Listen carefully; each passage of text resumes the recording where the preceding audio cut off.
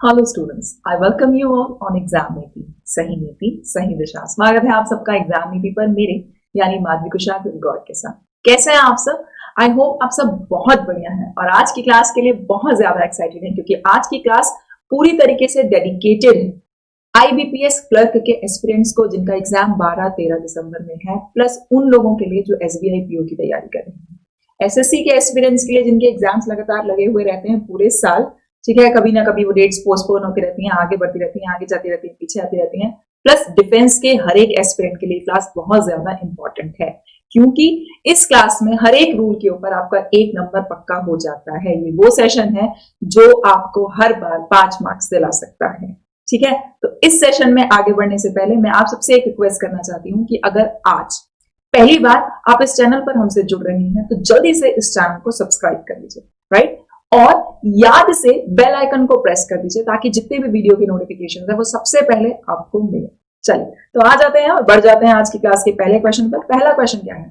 पहला जो रूल है वो रूल नंबर 36 है क्योंकि इसके 7 पार्ट्स ऑलरेडी चैनल पर अवेलेबल हैं। ठीक है, प्लेलिस्ट में गिवन है, आप ऑलरेडी उनको खोल के देख सकते हैं और अपना क्विक रिवीजन कर सकते हैं। तो 36 रूल जो है वो आज की क्लास का वो बेस्ड है ईच और एवरी पर। देखिए जनरली क्या होता है, जनरली ये होता है कि जब भी हम ईच और एवरी की बात करते हैं तो वो सब कुछ सिंगुलर लेते हैं अपने साथ सेंटेंस में, है ना? सिंगुलर नाउन लेते हैं, सिंगुलर प्रोनाउन लेते हैं और सिंगुलर ही वर्ब लेते हैं।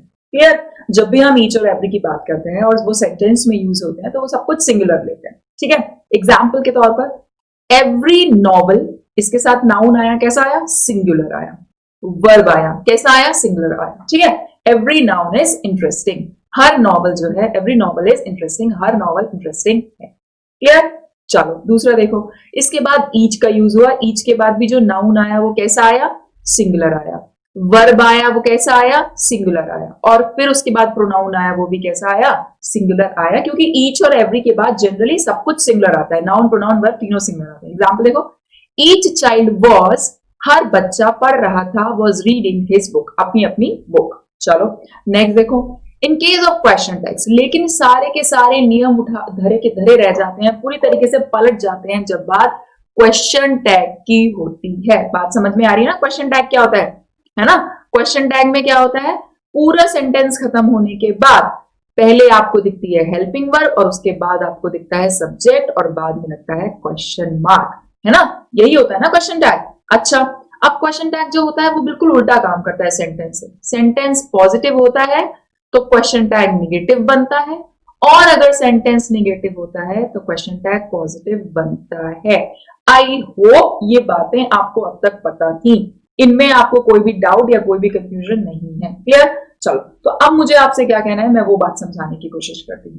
देखो, अब ये जो एवरी और ईच है वो अपने नेचर से एकदम अपोजिट काम करेंगे। जनरल सेंटेंस में ये पॉजिटिव नाउन लेते हैं, सिंगुलर नाउन लेते हैं, सिंगुलर प्रोनाउन लेते हैं और सिंगुलर वर्ब लेते हैं। लेकिन क्वेश्चन टैग में ये बिल्कुल पूरी तरीके से अपने आप को प्लूरल समझते हैं और सब काम प्लूरल होने के तौर पर ही करते हैं। ठीक है, देखो, एवरी स्टूडेंट, हर student has taken a seat, हर एक स्टूडेंट ने अपनी सीट ले ली है।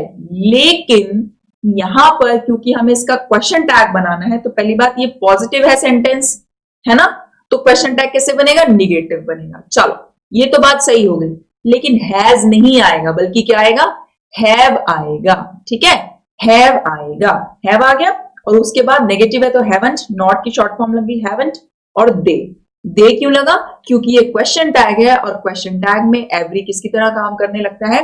प्लूरल प्रोनाउन की तरह काम करने लगता है। ठीक है, प्लूरल एडजेक्टिव की तरह काम करता है और प्लूरल एडजेक्टिव को फिर सब कुछ प्लूरल ही चाहिए होता है। ठीक है, प्लूरल ही नाउन चाहिए होता है, प्लूरल ही वर्ब चाहिए होता है, प्लूरल ही सब कुछ चाहिए होता है, प्रोनाउन भी प्लूरल चाहिए होता है। सो हैवंट दे, इतना बात क्लियर हुई कि नहीं? ठीक, यहां पर क्वेश्चन टैग बनाना है तो ये प्लूरल बन जाएगा, तो इसलिए हैज नहीं आएगा बल्कि क्या हो जाएगी? हेल्पिंग वर्ब हैव हो जाएगी, प्लूरल हो जाएगी। अच्छा, क्योंकि सेंटेंस पॉजिटिव है तो निगेटिव हो जाएगी, हैवंट हो जाएगा। और क्योंकि एवरी प्लूरल एडजेक्टिव है तो यहां पर ये प्रोनाउन कैसा लेगा? प्लूरल ही लेगा और वो क्या होता है? दे होता है। क्लियर? चलो तो आई होप आपको इतनी बात क्लियर हो गई। अब नेक्स्ट देखो, ईच फ्लावर हैज विदर्ड, हर एक फूल सूख चुका है। ठीक है, हर एक फूल सूख चुका है, लेकिन अब हमें इसका क्वेश्चन टैग बनाना है ना? तो जब हम क्वेश्चन टैग बनाते हैं तो क्या करते हैं? हैज का कर देंगे हैव, क्योंकि बात तो प्लूरल चल रही है। सेंटेंस कैसा है? पॉजिटिव, तो टैग कैसा बनेगा? नेगेटिव। क्लियर? इसलिए यहां पर ये लगा नॉट, और क्योंकि ये प्लूरल एडजेक्टिव है तो इसलिए इसको प्रोनाउन भी कैसा चाहिए होगा? प्लूरल चाहिए होगा in case of question tags. तो यहां पर भी सब्जेक्ट प्रोनाउन क्या बनेगा? दे बनेगा। क्लियर हो गया? हैवंट दे, हर एक फूल सूख चुका है, क्या नहीं? ठीक है, तो ईच और एवरी के केस में आई होप अब कभी भी क्वेश्चन टैग के ऊपर आपको कोई कॉमन एरर देखने को मिलेगा तो आप कोई भी गलती, कोई भी एरर नहीं करेंगे। आई होप मेरी साइड से ये रूल क्लियर हो चुका है। चलो moving on to the next rule, 37th rule की तरफ जाते हैं। अब बात होगी प्रपोजिशंस इन की, ऑन की और एट की। सबसे पहले मैं एक चीज क्लियर कर देती हूँ, यहाँ पर जो ये प्रीपोजिशंस होती हैं ये दो पार्ट से मिलकर बनी है, प्री प्लस पोजिशंस। ठीक है, प्री प्लस पोजिशंस। तो ध्यान रखिएगा, प्री मतलब पहले, पोजिशंस मतलब जगह। पहले आकर अपनी जगह को फिक्स करती हैं, मगर किससे पहले आकर? नाउन से पहले आकर। तो हमेशा ध्यान रखिएगा कि प्रपोजिशंस को जो ऑब्जेक्ट चाहिए होता है वो क्या चाहिए होता है? नाउन चाहिए होता है। वो नाउन से पहले आकर अपनी जगह को फिक्स कर लेती है। क्लियर? चलो इतनी चीज तो क्लियर हो गई। अब बात करेंगे इन, ऑन और एट की। देखो सबसे पहले मैं बात कर देती हूं, इन तीनों में सबसे छोटा जो है वो है इन। वो पॉइंट को मेंशन करता है। क्लियर? किसको मेंशन करता है? पॉइंट को मेंशन करता है। नेक्स्ट मैं बात करती हूं इनके बाद, सॉरी एट के बाद, एट जो है वो छोटे से पॉइंट को मेंशन कर देता है। नेक्स्ट मैं बात करती हूं ऑन की। ऑन जो है वो बड़ा होता है इनसे, वो एक सरफेस को मेंशन करता है, उससे बड़े पॉइंट ऑफ टाइम को दिखाता है। मतलब ये दिखाता है डेट को और डेज को। ठीक है, ये दिखाता है एक स्पेसिफिक पॉइंट ऑफ टाइम को, स्पेसिफिक पॉइंट ऑफ टाइम। जैसे सुबह घड़ी में इतना सारा टाइम बचता है, पूरे 12 घंटे होते हैं। ठीक है, लेकिन हम क्या कहते हैं?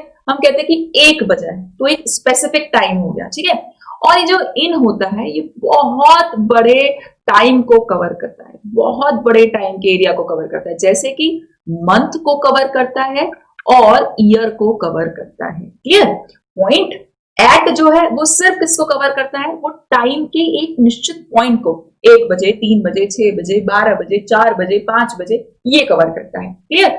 और फिर से सुनिए, उससे एट से बड़े टाइम को कवर करता है, लेकिन इनसे छोटे टाइम को। उससे बड़े टाइम को कवर कौन करता है? एट से बड़े टाइम को ऑन, डेट को और डेज को। लेकिन इन जो है वो पूरे के पूरे एरिया को कवर कर लेता है, यानी कि एक मंथ को या एक पूरे के पूरे ईयर को कवर कर लेता है। कौन वाला?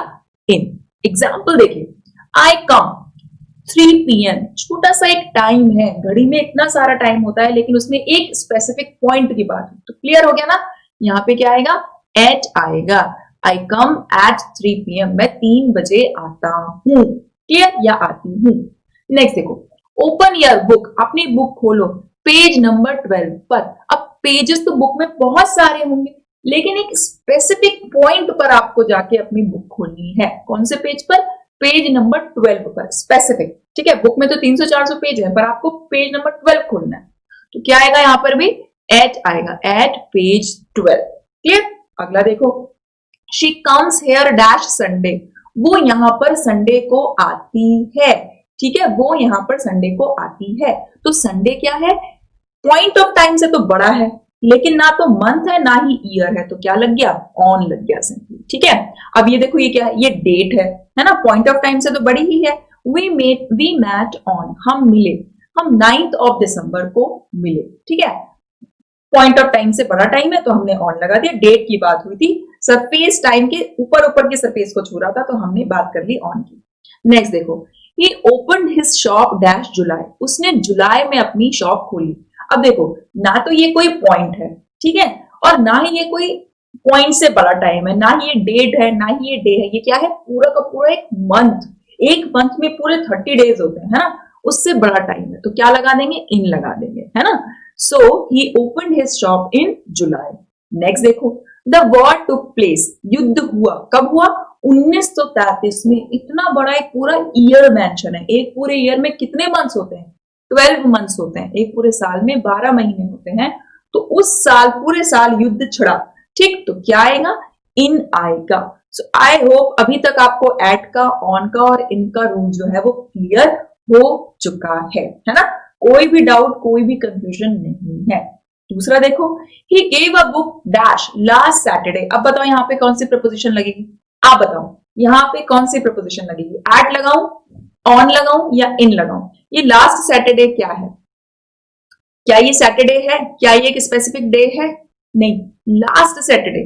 जब कभी भी आपको इस तरीके से टाइम गिवन हो, लास्ट सैटरडे, ठीक, लास्ट संडे, लास्ट संडे, ठीक, लास्ट वीक, लास्ट मंडे, ठीक है, या कमिंग संडे, कमिंग मंडे, जब बात इस तरीके से होने लगे, या कमिंग फ्राइडे, कमिंग फ्राइडे, तो उस केस में आप कभी भी कोई भी प्रपोजिशन का इस्तेमाल नहीं करते हैं। सेंटेंस में जब कॉमन एरर बनकर आएगा तो बहुत ज्यादा कंफ्यूज करेगा, इसलिए मैंने आपको ये बात यहां पर बता दी है।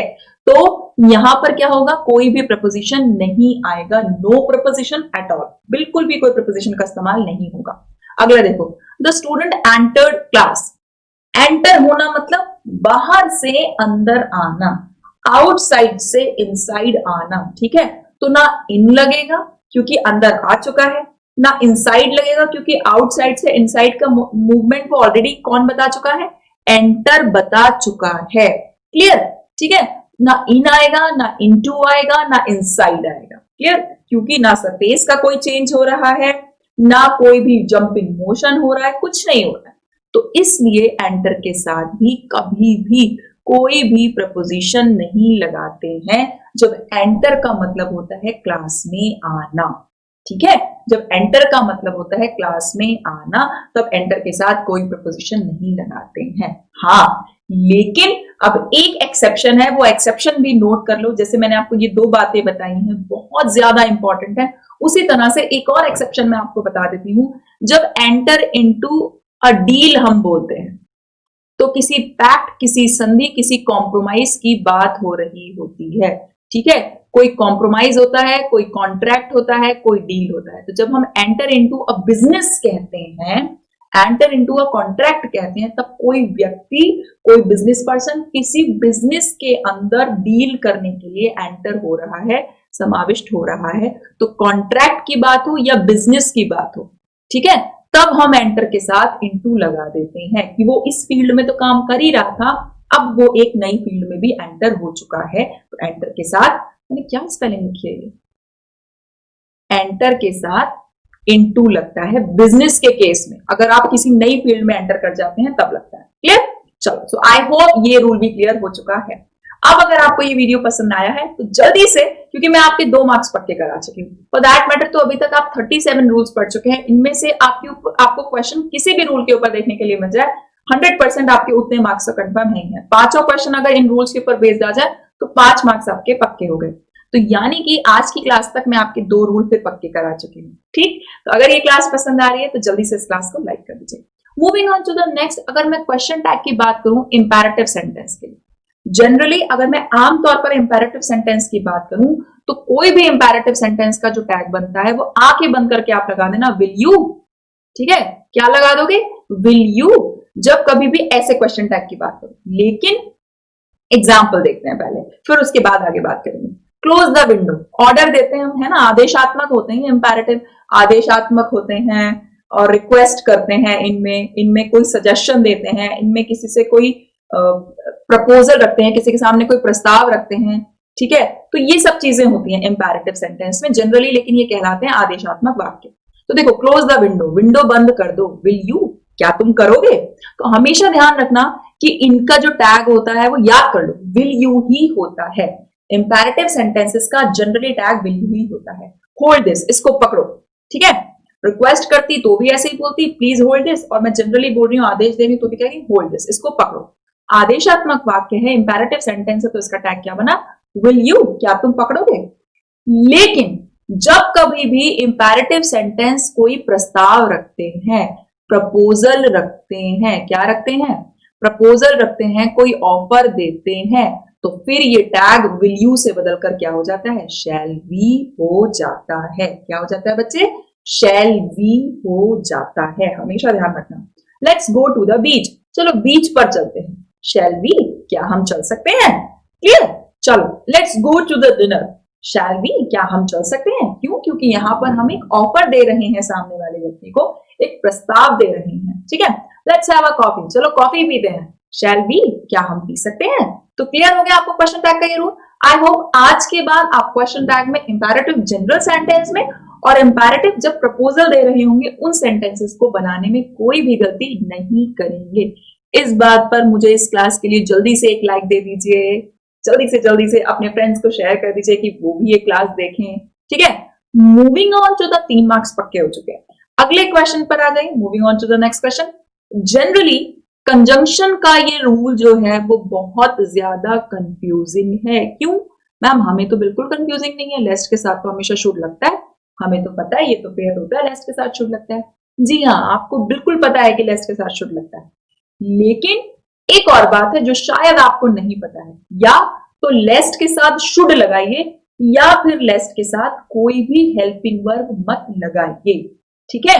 या तो लेस्ट के साथ शुड लगाइए या तो लेस्ट के साथ कोई भी हेल्पिंग वर्ब नहीं लगाइए। दोनों बातें सही है, लेकिन अगर कोई तीसरी बात आप करने की कोशिश करेंगे तो आपकी बात गलत हो जाएगी। मतलब वर्क हार्ड, मेहनत कर लो, लेस्ट, वरना तुम फेल हो सकते हो, यू शुड फेल। तो लेस्ट के साथ शुड आया, बिल्कुल सही है, सेंटेंस बिल्कुल सही है। दूसरा देखो, वर्क हार्ड, मेहनत कर लो, वरना तुम फेल हो जाओगे, ये भी बात बिल्कुल सही है, ठीक है। ये भी बात बिल्कुल सही है क्योंकि लेस्ट के साथ कोई भी हेल्पिंग वर्ब नहीं आई है, तो वो भी बात बिल्कुल सही है। ये तो दोनों बातें सही है। अब नेक्स्ट देखो, वर्क हार्ड, मेहनत कर लो, वरना तुम फेल हो जाओगे, यू विल फेल, गलत, यू वुड फेल, रॉन्ग। क्यों? क्योंकि या तो लेस्ट के साथ शुड आता है या तो लेस्ट के साथ कोई भी हेल्पिंग वर्ब नहीं आता है। इसका मतलब क्या होता है? वरना, वरना और जो भी आप बात बता रहे हो ऐसा हो जाएगा, लेस्ट, ठीक। Walk carefully लेस्ट you should fall, ध्यान से चलो वरना तुम गिर जाओगे, ठीक। वरना की बात चलती है यहाँ पर। तो लेस्ट के साथ या तो शुड लगता है, रूल नंबर 1, या फिर कोई हेल्पिंग वर्ब नहीं लगती है। आप नॉर्मली भी बोल सकते हो lest work hard lest you fail. Clear हो गया? तो यहां पर हमको मिल चुका है रूल नंबर 39। और आज की क्लास के लास्ट रूल की बात करते हैं, लॉ ऑफ पैरेललिज्म। ये क्या कहता है? समांतर नियम की बात करता है। एक सेंटेंस के अंदर जो भी बातें हो, लेट्स से एक कंजंक्शन के पास वर्ब आईएनजी फॉर्म में लगा है, समांतर है, तो राइट हैंड साइड में अगर आईएनजी में लगा है तो लेफ्ट हैंड साइड में भी आईएनजी में आएगा। क्लियर? एक बात तो ये है। दूसरी देखो, एक सेंटेंस के अंदर अगर कंजंक्शन से पहले नाउन का इस्तेमाल हुआ है तो कंजंक्शन के बाद भी नाउन आएगा, ठीक है। कंजंक्शन से पहले अगर प्रोनाउन का यूज हुआ है तो कंजंक्शन के बाद भी प्रोनाउन आएगा। अगर कंजंक्शन से पहले एडवर्ब का यूज हुआ है तो कंजंक्शन के बाद भी एडवर्ब का यूज होगा। मतलब दोनों जगह एक वाक्य में कंजंक्शन के राइट हैंड साइड और लेफ्ट हैंड साइड वर्ब की सेम फॉर्म होनी चाहिए, प्लस अगर जो पार्ट ऑफ स्पीच आया है पहले, सेम वही पार्ट ऑफ स्पीच रिपीट होना चाहिए लेफ्ट हैंड साइड में, ठीक है। लेफ्ट हैंड साइड और राइट हैंड साइड दोनों बराबर बराबर होनी चाहिए। चलो, इतनी सी बात मुझे आपको बतानी थी। अब मैं इस बात को आपको एग्जाम्पल से क्लियर कर दूंगी। आई होप सारी चीजें एकदम क्रिस्टल क्लियर हो जाएगी। द सेंटर्स पीडब्ल्यूडी, सेंटर सरकार का, केंद्र सरकार का पीडब्ल्यूडी कोशिश कर रहा है, इज ट्राइंग टू मॉडिफाई, बदलने की, द ओवरऑल रीडेवलपमेंट प्लान, पूरे के पूरे दोबारा से डेवलप करने वाली योजना को, नया बनाकर खड़ा कर देने वाली बिल्डिंग के स्ट्रक्चर को, रीडेवलपमेंट प्लान को, पूरे रीडेवलपमेंट प्लान को बदलने की कोशिश कर रहा है, ठीक। और ये रही कंजंक्शन, क्या रही? कंजंक्शन। तो कंजंक्शन के बाद भी वर्ब किस में आया? आईएनजी फॉर्म में आया। एंड इंट्रोड्यूसिंग, और इंट्रोड्यूस कर रहा है चेंजेस, बदलावों को एक एक करके, धीरे धीरे, आहिस्ता आहिस्ता, पीस मील। क्लियर? और चेंजेस को भी क्या कर रहा है? अप्लाई कर रहा है पीस मील करके, यानी कि धीरे धीरे। पीस मील क्या होता है? आपको मुझे आंसर देना। क्लियर? पीस मील कौन सा पार्ट ऑफ स्पीच है? आपको मुझे ये होमवर्क में आंसर करना है। What is the part of speech of peace? Mean. चलो एक बात समझ में आई कि कंजंक्शन से पहले आईएनजी फॉर्म आई तो कंजंक्शन के बाद भी आईएनजी फॉर्म आई। नेक्स्ट एग्जांपल से सारी बातें क्लियर हो जाएंगी। The government has been interfering, सरकार हस्तक्षेप कर रही है। प्राइवेट कंजम्पशन, ठीक है, हस्तक्षेप कर रही है, इंटरफियरिंग इन, किस किस चीज में कर रही है, इन प्राइवेट कंजम्पशन। एक तो प्राइवेट उपभोग में, प्राइवेट कंजम्पशन में। कंजम्पशन में देखो क्या लगा है, ION, क्लियरली ये नाउन है, ठीक है। तो एक तो प्राइवेट कंजम्पशन में हस्तक्षेप कर रही है और ये रही कंजंक्शन। तो कंजंक्शन की दूसरी साइड भी अब क्या मिलना चाहिए, नाउन ही मिलना चाहिए। And modest revival of businesses, और जो बिजनेसेस हैं, जो व्यापार हैं, उनके पुनः प्रवर्तन में, उनके रिवाइवल में भी क्या कर रही है, हस्तक्षेप कर रही है, दखलंदाजी कर रही है, ताकि सब चीजें सुधर जाए। तो कंजंक्शन से पहले भी नाउन आया है और कंजंक्शन के बाद भी हमने क्या देखा, नाउन देखा। इसे कहते हैं समांतर होने का नियम। वाक्य के अंदर समांतरता बनी रहनी चाहिए, पैरेललिज्म बना रहना चाहिए।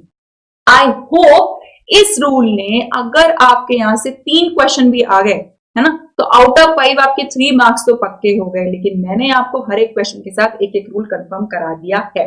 5 रूल्स इक्वल्स टू 5 मार्क्स। ठीक, अगर ये सेशन आपको पसंद आया, यहां से आपने कुछ भी सीखा, तो जल्दी से इस क्लास को लाइक कर दीजिए, शेयर कर दीजिए और इस वीडियो चैनल को सब्सक्राइब कर दीजिए। तब तक के लिए पढ़ते रहिए, अपना ख्याल रखिए। हम फिर मिलेंगे नई क्लास में नए सेशन के साथ। Thank you and children, carpe diem।